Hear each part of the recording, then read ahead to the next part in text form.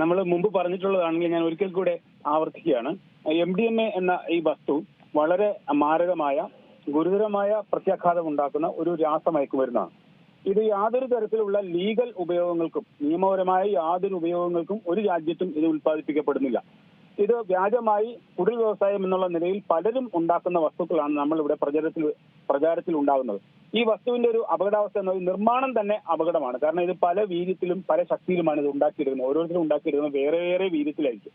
അപ്പൊ ഇതിന്റെ ഉപയോഗം മില്ലിഗ്രാം കണക്കിനാണ് ഉപയോഗിക്കുന്നത്. ഈ ഉപയോഗത്തിൽ തന്നെ ഒരു മില്ലിഗ്രാം വ്യത്യാസം വന്നാൽ ആള് ആ മയക്കത്തോടെ മരിച്ചു പോകുന്നതാണ് ഇതിൽ സംഭവിക്കാൻ പോകുന്നത്. അതുകൊണ്ട് തന്നെ ഇത് വളരെ മാരകവും ഗുരുതര സ്വഭാവമുള്ള ഒരു വസ്തുവാണെന്ന് ആദ്യം നാം തിരിച്ചറിയുക. രണ്ടാമത്തെ കാര്യം, ഇത് 1/2 ഗ്രാം വരെ കൈവശം വെച്ചാൽ മാത്രമേ നിങ്ങൾക്ക് ജാമ്യം കിട്ടൂ.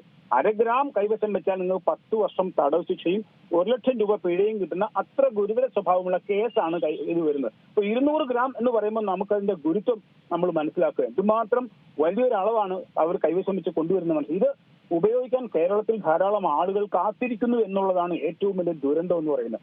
അതിൽ കൂടുതലും ചെറുപ്പക്കാർ, യുവാക്കളാണ്. ഇവരെ ആകർഷിക്കുന്നതിന് വേണ്ടി എന്തെല്ലാമോ വ്യാജ പ്രചരണങ്ങൾ ഇവർ നടത്തുന്നുണ്ട്. ഈ വസ്തു ഉപയോഗിച്ചാൽ നിങ്ങൾക്ക് അങ്ങനെ ശക്തി കിട്ടും, ഇങ്ങനെ ശക്തി കിട്ടും, മറ്റേ ഇത് കിട്ടും, മറിച്ച് കിട്ടും, ഇങ്ങനെയൊക്കെ പറഞ്ഞ് വെറും വ്യാജ പ്രചരണങ്ങളാണ്. യഥാർത്ഥത്തിൽ സംഭവിക്കുന്നത് എന്താണ്? ഈ വസ്തു ഉപയോഗിച്ചാൽ 4 5 ഉപയോഗം കൊണ്ട് തന്നെ ഒരാൾ ഇതിന് അടിമയായി മാറും. അടിമയായി മാറുന്ന ആളിന്റെ തലച്ചോറിന് ഗുരുതരമായിട്ടുള്ള നാശനഷ്ടം സംഭവിക്കുകയും ഇയാളൊരു ഭ്രാന്തിന്റെ അവസ്ഥയിലേക്ക് എത്തുകയും ചെയ്യും. ഈ കാര്യങ്ങൾ പറഞ്ഞു മനസ്സിലാക്കുക എന്ന് പറഞ്ഞാൽ വെറും കൗൺസിലിംഗ് കൊണ്ട് ഇത് അവസാനിക്കുന്ന ഒരു കാര്യമല്ല. ആ ഘട്ടമൊക്കെ നമ്മൾ കടന്നുപോയി. ആ ഘട്ടം എന്ന് പറയുന്നത് ഇത് പ്രചാരത്തിലാവുന്ന സമയത്ത് ചിലപ്പോൾ ഫലം ചെയ്യുന്നു. ഇത് അതൊന്നും പോരാ. ഇത് ശക്തമായ എൻഫോഴ്സ്മെന്റ് നടപടികളിലൂടെ ഇത് കൊണ്ടുവരുന്നില്ല എന്ന് ഉറപ്പുവരുത്തുകയും കൊണ്ടുവരുന്നവർക്ക് കർശന ശിക്ഷ നൽകുകയും ചെയ്യുന്ന ഒരു അവസ്ഥയിലേക്ക് നാം പോയാൽ മാത്രമേ നമുക്കിതിനെ തടഞ്ഞു നിർത്താൻ സാധിക്കുകയുള്ളൂ. സോ അതുപോലെ തന്നെയാണ് നമുക്കറിയാം സിനിമാ മേഖലയും ഇവരൊക്കെ തന്നെ ഈ യുവതലമുറയെ വളരെയധികം അട്രാക്ട് ചെയ്യുന്നുണ്ട്. നമുക്കൊരു തോട്ട് തന്നെ നമുക്കറിയാം, ഹേമ കമ്മിറ്റി റിപ്പോർട്ടൊക്കെ വന്നപ്പോൾ അതിലൊക്കെ പറയുന്ന കാര്യം ഈ ലഹരി ഉപയോഗത്തിനെ കുറിച്ച് തന്നെയായിരുന്നു. പല നടന്മാരും ഇതുമായി ബന്ധപ്പെട്ട് അറസ്റ്റിലാകുന്നുണ്ട്, അവർ ജാമ്യത്തിൽ പോകുന്നുണ്ട്. ഇതൊക്കെ തന്നെ ഈ കുട്ടികൾക്കൊരു മാതൃകയായിട്ട് ഇങ്ങനെ നിൽക്കുകയാണ്. അപ്പോൾ ജാമ്യത്തിൽ പോകാമെന്നുള്ള ഒരു ധാരണയൊക്കെ ഉണ്ട് അവരുടെ ഉള്ളിൽ. അത് ഒരു തെറ്റായ ധാരണയാണ്. ഞാനിപ്പോ പറഞ്ഞതിൽ നിന്ന് മനസ്സിലായി കാണുമല്ലോ.